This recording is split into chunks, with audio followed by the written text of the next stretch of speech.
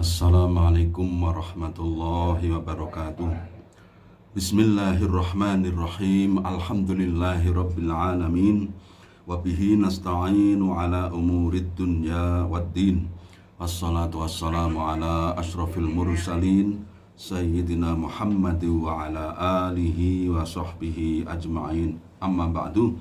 Mitra Versada FM, mari kita bersyukur alhamdulillahirabbil alamin dengan karunia Allah yang diberikan kepada kita masih bisa beraktivitas hari ini. Mudah-mudahan kegiatan pagi ini diberi barokah oleh Allah, menjadi sarana bagi peningkatan wawasan kita, dan mudah-mudahan mendapat balasan dari Allah Subhanahu wa taala. Amin. Mitra Bersada, kita lanjutkan tafsir Al-Qur'an di surat Yunus. Surat Yunus itu juz 11 ayat 50 ya. Ayat 30. A'udzu billahi minasy syaithanir rajim. Bismillahirrahmanirrahim. Wa yaquluna laula unzila alaihi ayatum mir rabbih faqul innamal ghaibu lillahi fantaziru inni ma'akum minal muntazirin. Wa yaquluna, lan padha ngucap, ai ahlu Makkah, padha ngucap sapa penduduk Makkah. Penduduk Makkah ini adalah sasaran dakwah jeung Nabi yang pertama. Ayat-ayat Makkiyah itu jumlahnya besar ya. Nanti ada ayat-ayat Madaniyah. Ayat-ayat Makkiyah ini umumnya membicarakan mengenai tauhid, mengenai yang kedua mengenai risalah Kanjeng Nabi, yang ketiga mengenai hari kiamat atau hari kebangkitan. Nah, di dalam penjelasan tentang keesaan Allah atau tauhid ini termasuk pengokohan atas risalah Kanjeng Nabi dan juga hari kiamat tadi, itu diturunkan diantaranya ayat-ayat kisah, karena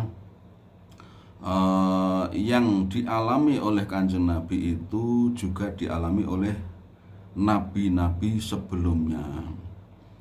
Tantangan dan cemoohan dari kaumnya itu tidak hanya dialami oleh Kanjeng Nabi, tetapi oleh umat sebelum beliau juga. Mitra Bersada, laula unzila ay halla unzila, apa to ora den turunake alaihi ing atase Kanjeng Nabi ala Muhammadin sallallahu alaihi wasallam, ing atase Kanjeng Nabi Muhammad sallallahu alaihi wasallam, apa ayatun, ayat, bukti atau ayat atau tanda kebenaran risalah Kanjeng Nabi dan juga tanda bahwa Nabi Muhammad itu adalah utusan mir Rabbi, saking pangerane Kanjeng Nabi sallallahu alaihi wasallam. Kama kaya barang kana kang ana apa mah lil ambiyai kedue pira-pira nabi minan naqati rupane saking unta. Ini adalah ayatnya Nabi Shalih alaihi salam ya. Kaumnya Nabi Shalih itu pernah bertanya dan juga menuntut, kalau memang dia seorang nabi hendaknya ada tanda bahwa dia seorang utusan Allah, mukjizat atau tanda pembelanya. Maka Allah menurunkan unta sebagai tanda bahwa Nabi Shalih utusan Allah. Namun demikian mereka bermusyawarah ya, di malam hari, musyawarah yang jelek, musyawarah yang memufakatkan atas penyembelihan unta tadi, pembunuhan terhadap unta tadi. Nah, ini kan musyawarah yang jelek. Jangan dikira musyawarah atau rapat itu baik semua. Bisa sepakat untuk melakukan kejelekan. Nah, ini rapat yang terjadi di dalam umatnya Nabi Soleh alaihissalam. Wal asolan, tongkat ini adalah yang diberikan kepada Nabi Musa alaihissalam. Tongkat, wal yadilan, tangan, artinya kebesaran Allah dibuktikan dalam tangannya Nabi Musa alaihissalam. Kisah tongkat ini enggak tongkat sembarang ya, enggak sembarang tongkat. Karena ketika Allah bertanya kepada Nabi Musa, wa ma tilka hiya Musa, wa ma tilka biyaminika ya Musa, apa itu di sebelah kananmu hai Musa? Allah sebenarnya tahu itu tongkat, tapi Allah bertanya untuk menunjukkan dialog antara Allah dengan Nabi Musa alaihissalam. Nah, Nabi Musa karena sedang dialog dengan kekasihnya yaitu Allah, beliau pengen berlama-lama. Harusnya kan hanya dijawab qala hiya asa, itu tongkat saya Gusti, gitu kan, sudah cukup. Pertanyaannya apa itu di sebelah kananmu? Itu tongkat Gusti, sudah selesai kan. Tetapi Nabi Musa alaihissalam kan mumpung berkomunikasi dengan Allah, berdialog, pengen berlama-lama. Inilah kalau manusia ini sedang senang dengan yang diajak bicara itu, pengennya berlama-lama dalam berkomunikasi ini. Nah, ini Nabi Musa juga begitu. Masih ditambahi qala ya asai atawakka'u 'alaiha wa ahussu biha 'ala ghanami waliya fiha ma'aribu ukhra. Ini panjang. Jadi itu tongkatku Gusti, itu aku gunakan untuk menggiring kambing-kambingku. Wa atawakka'u 'alaiha, aku bisa bertelekan dengan tongkat tersebut, dan waliya fiha ma'aribu ukhra, aku juga bisa menggunakan tongkat untuk bermacam-macam, untuk mengambil air, untuk mengambil daun yang di atas. Nanti kalau ketika dikejar oleh Raja Fir'aun itu untuk memukul air laut, kemudian membelah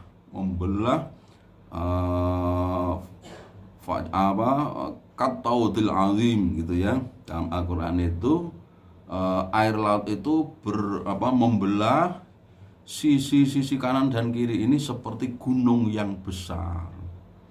Nah, ini karena tongkat saja. Tongkat, karena kekuasaan Allah bisa terjadi hal yang besar. Bahkan sebelum itu tongkatnya Nabi Musa ini bisa untuk senjata beliau ketika bertanding dengan tukang sihirnya Raja Fir'aun ya. Ada dikatakan itu Thu'banum mubin. Ada lagi, jadi ada istilah kalau ular itu hayatun, ada juga thu'banun, kemudian ada satu lagi ya, istilah untuk ular ini. Itu ular tongkatnya Nabi Musa yang berubah jadi ular dengan izin Allah itu menelan ular-ular yang dibuat oleh tukang sihirnya Raja Fir'aun. Ini termasuk mukjizat, kelebihan atau kejadian luar biasa yang diberikan Allah kepada utusannya. Itu namanya mukjizat. Mukjiz itu sesuatu yang melemahkan ya, melemahkan lawan. Jadi mukjizat itu bisa membuat lawan tidak berkutik. Nah, mukjizatnya Nabi SAW itu tidak berupa yang begitu-begitu, tapi ini tuntutannya orang Arab, ahlu Makkah, penduduk Makkah itu ya diturunkan ayat seperti unta, seperti tongkat gitu loh. Ini Muhammad kok nggak dituruni begitu? Nah, padahal mukjizat yang diturunkan Allah kepada Kanjeng Nabi SAW adalah mukjizat yang besar sekali ya, yaitu Al-Quran. Al-Quran. Jumlah ayatnya ada 6.000 lebih, kemudian jumlah juznya ada 30, kemudian halamannya itu tidak kurang dari 600 halaman. Dan kelebihannya banyak orang-orang yang bisa menghafal kitab suci ini. Tidak ada yang beda antara orang Blitar Timur dengan Blitar Barat gitu. Ketika menghafal itu ya tahu kalau itu surat ini bunyinya begini. Barat juga begitu, sama. Ini mukjizat. Dan Al-Quran ini digali, diteliti oleh para peneliti, tidak ada habis-habisnya. Tidak ada habis-habisnya. Ada saja penemuan-penemuan baru. Maka mitra persada, Al-Quran yang kita pelajari hari ini adalah mukjizat yang besar kepada Kanjeng Nabi Sallallahu Alaihi Wasallam. Namun demikian, ya kaumnya Kanjeng Nabi meremehkannya. Ada yang meremehkannya. Penduduk Makkah itu apa itu? Sihir itu. Itu yang memiliki itu orang yang lagi gila itu, bahkan dituduh tukang sihir, dituduh orang gila dan seterusnya. Ini warga atau penduduk yang tidak memahami hakikat Al-Quran. Mereka meminta begitu, Allah Subhanahu wa taala berkehendak tidak menjawab sesuai tuntutan. Ini kenapa? Karena kalau tuntutan itu dipenuhi, mereka tetap belum beriman. Oh, nyatanya kaumnya Nabi Soleh itu pengen, kalau Nabi Soleh itu utusan, mana buktinya? Sudah kemudian dituruni unta kan? Itu tidak percaya, malah untanya dibunuh. Nah, demikian juga umatnya Kanjeng Nabi yang tidak beriman itu, kalaupun diturunkan ayat hissiyah, ayat atau bukti kenabian itu benda, berupa benda yang bisa dilihat begitu, mereka tidak akan beriman. Maka Allah memerintahkan Rasulullah SAW, Fakul, mongko ucapno sira Muhammad lahum kedue ahlu Makkah, innamal ghaibu angin pestine utahi barang gaib, aima tegese barang gaib kang ora katon apa ma anil ibadi saking pira-pira kawula, ai amruhu tegese perkarane maghoba, perkarane barang yang tidak kelihatan tadi, iku lillahi kagungane Allah. Jadi tidak usah dipenuhi permintaan kaummu, karena urusan-urusan yang tidak bisa diduga, tidak bisa dilihat ya, diduga maupun yang dilihat oleh manusia, yang tidak bisa dilihat dan tidak bisa diduga oleh manusia itu adalah milik Allah. Milik Allah. Jadi kan milik Allah itu kan ada yang tidak kelihatan ya, seperti setan, seperti surga neraka, seperti Shiratal Mustaqim, apalagi seperti nyawa, seperti wa ma tadri nafsum madza taksibu ghadan wa ma tadri nafsum bi ayyi ardin tamut. Seperti apa itu? Manusia tidak bisa melihat apa yang terjadi besok. Manusia tidak ada yang tahu besok itu apa terjadi, apa tidak tahu. Juga manusia tidak tahu di bumi mana dia meninggal dunia. Tidak tahu di bumi mana, dalam keadaan bagaimana meninggalnya, tidak ada yang tahu. Nah, ini perkara-perkara yang gaib yang hanya milik Allah semata.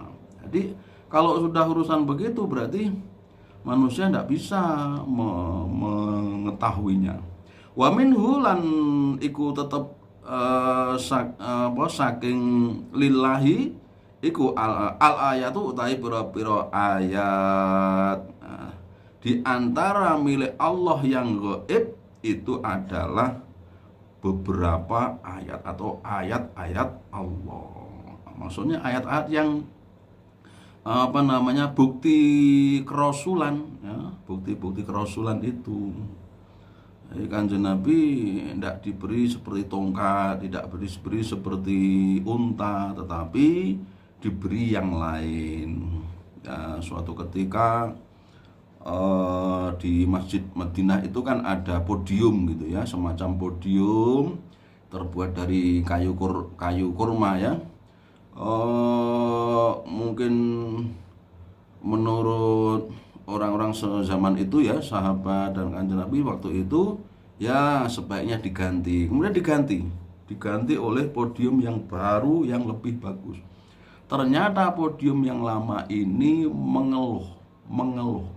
mengeluh karena tidak dipakai lagi. Nah, ini termasuk apa namanya, bukti bahwa Kanjeng Nabi itu bukan nabi, bukan manusia biasa, tapi manusia yang diberi pangkat kenabian, diberi apa namanya, kedudukan sebagai utusan, sebagai rasul, utusan Allah. Masih banyak lagi kejadian-kejadian itu di kitab Dalailun Nubuwah ya. Dalailun Nubuwah itu di situ banyak kejadian-kejadian yang enggak bisa dibuat oleh manusia. Falayati mongko ora teko biha kelawan ayat illa huwa. Ora bisa nekakake biha kelawan ayat illa huwa, kejaba dheweke Gusti Allah. Tidak bisa mendatangkan tanda-tanda kebesaran Allah berupa mukjizat itu kecuali Allah, maka tidak usah dijawab atau dituruti tuntutan mereka. Dan ini memang hak prerogatif dari Allah Subhanahu wa Ta'ala. Ini menunjukkan bahwa Allah itu ada ya, Allah itu ada. Wa innama alayya lan angin pestine ing ngatasé ingsun Kanjeng Nabi at-tablighu utawi nekakake. Cukup. Jadi tugas dari Rasul itu hanya menyampaikan dakwah ya. Kanjeng Nabi juga begitu. Wa innama alaikal balaghu wa alainal hisab. Kewajibannya hanya menyampaikan saja. Urusan hidayah itu, mereka beriman atau tidak, itu bukan urusanmu, itu urusan Allah. Dan menghitung amal itu adalah urusan Allah. Sehingga manusia sudah diberi akal, sudah diberi pengajaran ini baik, ini buruk, tinggal memilih. Manakala dia memilih yang baik, maka diberi balasan yang baik. Manakala tidak, maka diberi balasan yang tidak baik. Sudah itu masuk akal sekali. Manusia ini sama-sama punya otaknya, sama-sama punya pikiran, maka ambillah yang dibolehkan, yang bermanfaat. Fantaziru mongko ngentenono sira kabeh al azaba ing siksa illam tu'minu lamun ora iman sapa sira kabeh. Jadi tunggu saja siksaan manakala kalian tidak beriman. Udah. Jadi rumusnya gitu aja. Kalau kalian tidak beriman ya tunggu saja siksaan. Ketika Abu Jahal, Abu Lahab itu tidak mau beriman, tetapi dia ikut perang Badar, perang pertama dalam Islam ya. Ketika mereka terbunuh ya di perang Badar tersebut, Rasulullah kemudian komunikasi dengan mayat-mayat itu. Tidakkah kalian sekarang sudah merasakan balasan apa yang kalian kerjakan di bumi, di dunia dulu, di dunia kemarin? Nah, ini di alam kubur itu mendengar ucapan orang yang hidup tetapi tidak bisa menjawab. Jadi begitu tunggulah siksaan manakala tidak mau beriman. Kelihatannya sih di dunia itu enak-enak saja kan, karena ya hidup seperti manusia biasa, dapat rezeki, dapat kesehatan. Tetapi Manakala tidak ada keimanan kepada Allah, begitu mati dia mendapat balasan siksaan. Sama seperti ketika ada orang meninggal itu, Rasulullah SAW melarang kita menceritakan atau ngerasani orang yang meninggal tersebut. Rasulullah menjelaskan orang yang meninggal itu sudah mendapat balasan perbuatannya. Jadi tidak usah kau ceritakan keburukannya, nanti malah kamu berdosa. Nah, gitu. Ini juga masuk akal kan? Masuk akal. Orang meninggal kok dirasani loh, dia sekarang mendapat balasan dari Allah dari perbuatan jeleknya kok dirasani. Jadi ini termasuk ajaran yang dipesankan oleh Rasulullah Sallallahu Alaihi Wasallam. Ini setuhune te ingsun iku ma'akum sartane sira kabeh minal muntazirin, ma'akum sartane sira kabeh iku minal muntazirina, setengah saking wong-wong kang ngenteni nyerantekake. Jadi tunggulah siksaan kalau memang tidak mau beriman, aku pun juga menunggu balasan baik atas usahaku, juga menunggu kalian mendapat siksaan. Mitra Persada di dalam dakwah ya, penyampaian ajaran ini banyak etika-etika yang wajib kita kerjakan ya, kita lakukan ya. Seperti qaulan layyinan, qaulan balighon, qaulan maisuro ya, qaulan ma'rufa gitu ya. Qaulan layyinan itu ucapan yang lembut. Ini pernah difirmankan Allah kepada Nabi Musa sama Nabi Harun. Nabi Musa ketika merasa lidah saya tidak fasih kalau berkata-kata, gampang istilahnya sekarang gampang grogi apa gimana, maka jadikan Harun saudaraku sebagai temanku dalam dakwah. Dituruti oleh Allah. Qala qad utita su'laka ya Musa walaqad mananna 'alaika marratan ukhra. Engkau dituruti permintaanmu. Nah, ketika mendakwai Raja Fir'aun, pertama dakwah Nabi Musa itu kepada Raja Fir'aun, itu Allah memerintahkan faqula lahu qaulan layyinan la'allahu yatadzakkaru aw yakhsha. Katakan kamu berdua, hai Musa dan Harun, kepada Fir'aun dengan kata-kata yang lembut, yang lunak, jangan kata-kata yang kasar ya. Innallaha innallaha layyinun ya. Apa itu hadisnya itu? Rasulullah itu menyukai kelembutan ya. Dan janjinya Allah melalui lisan Rasulullah SAW, Allah akan memberi seseorang yang berlaku lunak, yang dalam mengajak orang lain dengan kesabaran, kesantunan, tidak kasar, tidak mencemooh, tidak menjelekkan perbuatan mereka sebelumnya gitu ya, dibang-bang begitu, targhib itu diperintahkan oleh Allah.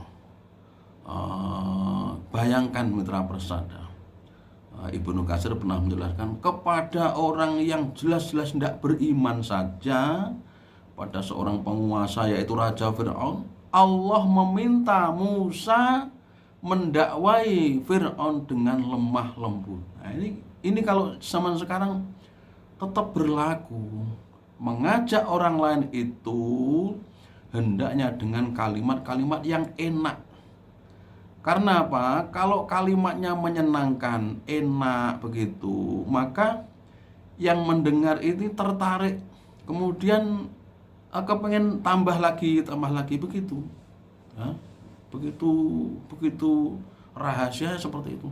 Sebab kalau apalagi seorang raja ya, raja itu dikasar dikit aja udah marah, udah tersinggung. Harus dengan kata-kata yang bijak. Orang biasa saja tetap harus lunak, dia akan tersinggung kalau ada kata-kata yang sedikit menyinggung atau apalagi menyakitkan hati, tidak tertarik lagi orang yang seperti itu. Padahal tujuan dakwah kita adalah mengajak orang lain senang kemudian melakukan yang kita ajak tadi, yang kita dakwahkan tadi, pesan-pesan yang kita sampaikan. Nah, disinilah pentingnya dakwah yang dakwah yang lunak. Jadi dakwah yang ideal itu dakwah yang tidak menyakiti, yang tidak mempreteli kesalahan orang lain dengan panjang lebar. Ya mungkin sedikit gitu, tapi tidak sampai menyinggung gitu. Boleh, tapi nggak sampai menyinggung. Kalau sampai menyinggung maka orang lain tidak simpatik lagi. Kalau orang sudah nggak simpatik itu, ya tidak tertarik sama dakwah orang itu. Nah, ini pentingnya kita menyampaikan kalimat-kalimat dengan kalimat yang bagus, yang yang membangun ya, membangun, yang konstruktif. Nah, ini banyak tentang etika berdakwah itu. Bisa juga disertai penjelasan tentang audien kita atau sasaran dakwah kita itu punya persoalan sulit dipecahkan, kemudian kita singgung dalam dakwah itu, yang di situ ada kandungan problem solving, penyelesaian masalah, maka yang didakwah itu akan senang sekali. Ya Allah, kok sama ya dengan masalah saya yang disampaikan Pak Ustadz tadi. Wah, itu akan tertarik. Nah, ini mitra berasa gaya berkomunikasi itu penting sekali, gaya yang bagus ya. Wa idza adzaqna, kemudian Allah setelah menceritakan keadaan orang yang tidak beriman tadi, kemudian diikuti oleh cerita lain tentang kondisi manusia ya. Kondisi manusia sehari-hari. Ini kan pas juga dengan ayat sebelumnya tadi. Wa idza adzaqna lan lamun ngrasakake ingsun annasa ing manusa ay kuffar Makkah, tegese penduduk kafir wong Mekah, rahmatan ing rahmat, kawelasan, matoron tegese udan, wa khosban lan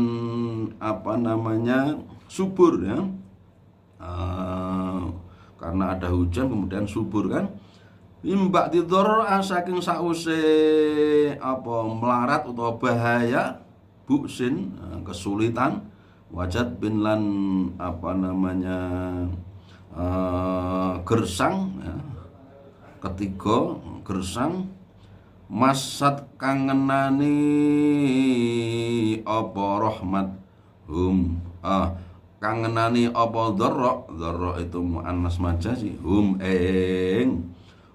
ing nas tegese ing penduduk Mekah, wong-wong sing kafir Mekah, idzan dumadaan lahum iku tetep keduwe nas makrun utai makar fi ayatina ing dalam ayat-ayat ingsun.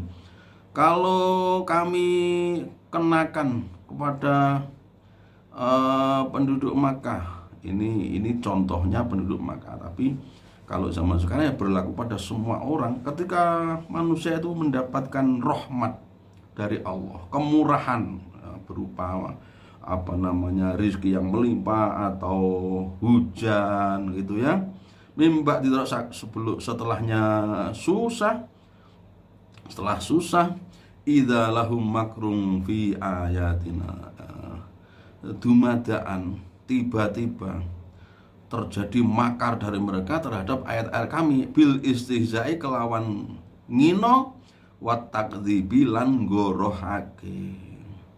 Ini manusia yang tidak bisa bersyukur ya. Jadi sudah mendapatkan rahmat ya. Rahmat itu bentuknya macam-macam ya, kesehatan, waktu, kesempatan, kemudian rizki ya, umur yang panjang, banyak sekali macamnya rahmat itu. Kok ngono dia makar terhadap ayat Allah, artinya dia menentang ayat-ayat Allah. Ini kan orang yang tidak bersyukur sekali. Hidup dia itu loh di tangan Allah. hidup mati dia itu di tangan Allah. Kok bisa loh hidup di bumi Allah dia kufur kepada zat yang menciptakan. Kul dawuhna sira Muhammad lahum kedue kufar Makkah, Allahu utawi Gusti Allah iku asra'u luweh cepet apane makron mujazatan, luweh cepet balesane terhadap makarnya orang yang ingkar tadi. Inna rusulana, katakan Muhammad pada mereka, kalau mereka tetap menentang pada sudah mendapat rahmat, katakan Allahu asra'u makro, Allah lebih cepat balasannya terhadap makar tersebut, terhadap keingkaran tersebut. Inna rusulana setuhune utai utusan ingsun al-hafadzata tegese malaikat kang menjaga, ada malaikat hafadzah iku yaktubuna padha nyatet sapa rusulana ma ing barang tamkuruna kang makar sapa sira kabeh, bitak kelawan tak wal ya tamkurun atau yamkurun. Ini penegasan dari Allah Subhanahu wa taala. Kalau begitu maka mitra persada, ketika kita mendapatkan rahmat, mendapat kemurahan Allah, itu sebaiknya menjadikan kita semakin dekat dengan Allah, berterima kasih kepada yang memberi. Karena Allahu asra'u makro, yang kita takutkan adalah Allah membalas atas keingkaran tersebut itu secara cepat. Kalau sudah turun azab itu kan nggak bisa dihindari kan. Maka sebelum azab turun kita banyak berbuat baik ya, berdoa ya. Doa itu termasuk yang mencegah musibah. Wa utawi Gusti Allah iku allazi zat yusayyiru kang lakokake sapa allazi kum ing sira kabeh wa fikiraatin yunsirukum. Yang dalam wacan kang liya itu bukan yusayyirukum tapi yunsirukum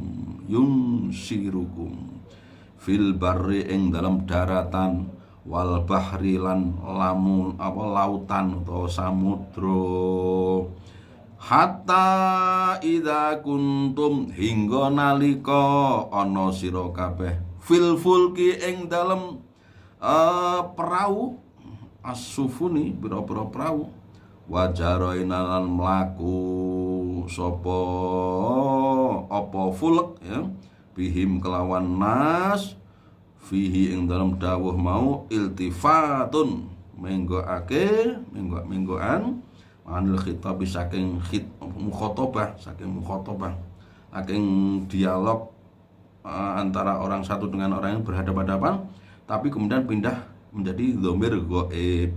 Ini termasuk seni bahasa Al-Qur'an. Ini ada faedahnya juga ya. Birihin kelawan angin thayyibatin kang bagus, layyinatin kang angin yang tidak kasar, angin yang menyejukkan. Wa farihulan seneng sapa wong-wong kafir mau biha kelawan rihin thayyibatin, ja'at dumadaan teko ha ing rihin thayyibatin rihun angin asifun kang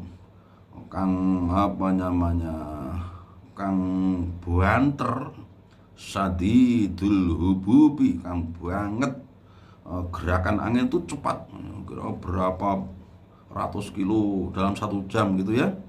Ini akan membahayakan kan.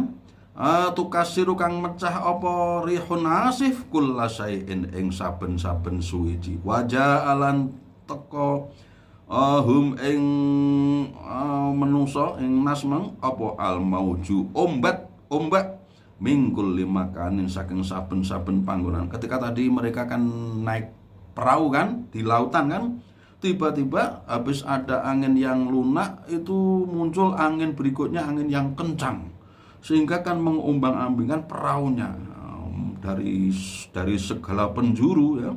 Wa dhannulan yakin sapa nas annahum setuhune utai nas iku uhita den lingkupi bihim kelawan nas ay uhliku, mereka yakin bahwa sudah akan binasa kalau di tengah lautan kemudian ombaknya terlalu besar. Da'au mongko ndonga sapa nas Allah ing Gusti Allah mukhlisina hale murneake kabeh lahu kedue Allah adina ing agama ad-du'a. Dalam tafsirnya jalan itu makna ad-du'a. Jadi donga niki jan tenanan ikhlas, betul-betul minta kepada Allah supaya mereka selamat dari ombang-ambingnya ombak tadi gara-gara angin yang kencang tadi. Lain anjaita, sumpah-sumpah dalam doanya, yakti lamun nyelametake Tuhan na ing kita min hadhi saking ikilah, min hadhil ahwali saking ikilah apa namanya hiruk pikuk ya, karena anginnya kencang tadi. Lanakunanna yakti ono, yakti bakal ono temenan sapa kita iku minas syakirina setengah saking wong-wong kang syukur al muwahhidina tegese wong-wong kang nyuwijake Gusti Allah panjenengan Gusti. Ketika orang itu terpojok, dia mendekatnya sama Allah tenanan, wes pokoknya ikhlas, bahkan berkorban uang karena demi selamat kan. Itu keadaan manusia seperti itu. Ketika kepepet terpojok, mendekat minta sama Allah, tahu bahwa Allah itu yang bisa menyelesaikan, bukan yang lain. Tetapi manakala lapang, manakala sehat, manakala ada waktu luang, itu tidak dipakai. Ini adalah salah satu sifat manusia. Sifat manusia yang mengenai siapa saja kan.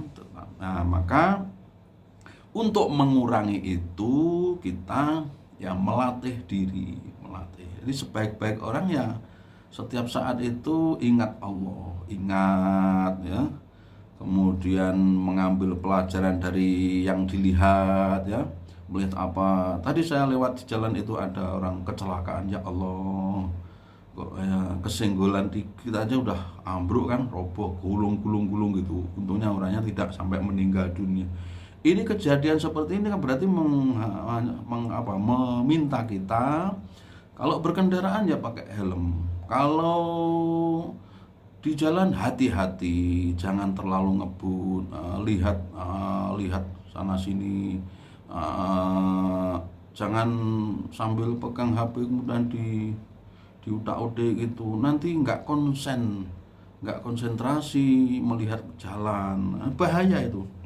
Ini sudah diberitahu, tetapi kadang orang Allah ngadar nih selamat saja. Maka sebagai upaya kehati-hatian hendaklah kita kalau sudah di jalan konsentrasi, pakai helm. Bahkan pakai helm itu ada teman saya itu di belakangnya mobil itu pakai sepeda motor, tapi karena terlalu dekat ada lubang itu enggak tahu, akhirnya guling sepedanya. Akhirnya dia walaupun sudah pakai helm tetapi ditalikannya itu tidak siset ya. Apa siset itu? Ditalikan dengan yang kencang gitu. Akhirnya kan bergerak kan helmnya. Akhirnya helmnya itu terlempar. Nah, terlempar itulah kepalanya akhirnya membentur aspal. Keluar darah dari telinga itu. Untung orangnya masih hidup. Berobat cukup kalau seperti ini kan waktu berkurang karena ngurusi kesehatan itu kan. Maka pakai helm juga pakai, tetapi juga harus ditalikan dengan yang kencang. Ini bahaya. Ada sakit teman saya yang satu ini sudah meninggal dunia ya karena ya takdirnya ya nggak pakai helm, kemudian karena buru-buru mau maghrib menyeberang gitu, ternyata orang dari belakang naik motornya kencang, menabrak lah, maka dia terbentur ke lantai, kemudian keluar darah dari hidung sama telinga. beberapa waktu kemudian meninggal dunia. Walaupun insya Allah husnul khatimah, tetapi kita ini pengen sehat, pengen umur panjang, maka harus berhati-hati. Ini melihat situasi kan, melihat pelajaran-pelajaran dari kejadian-kejadian. Ini termasuk menggunakan waktu untuk kebaikan. Rihun asif wa ja'al mauju wa dhannu annahu hudud ta'awullah mukhlisin lahuddin. Falamma, jadi ketika susah itu berdoa pada Allah, mendekat begitu, takut begitu. Falamma anjahum, mongko tatkalane nyelametake sapa Allah hum ing manungsa. Idza tumadaan hum utahe manungsa ya beguna ngliwati wates sapa manungsa wil ardi ing dalem ghairu haqi kelawan tanpa hak, bisirki kelawan syirik. Ketika sudah diselamatkan, ternyata kufur lagi, syirik lagi, tidak menyembah Allah, tidak mengesahkan Allah. Mitra persada, kita hidup di dunia diberi kesempatan oleh Allah. Mari kita gunakan sebaik-baiknya, menumpuk, menyimpan amal sebaik-baiknya. Mudah-mudahan kita diberi akibat yang baik. Allahumma a'inna ala dzikrika wa syukrika wa husni ibadatik, ya Allahumma ahsin aqibatana fil umuri kulliha. Ya Allah, berilah aku pertolongan untuk selalu mengingatmu, selalu bersyukur kepadamu, selalu beribadah yang sebaik-baiknya kepadamu, dan berilah aku akibat yang baik, akhir yang baik. Mudah-mudahan bermanfaat. Kurang lebihnya mohon maaf. Wassalamualaikum warahmatullahi wabarakatuh.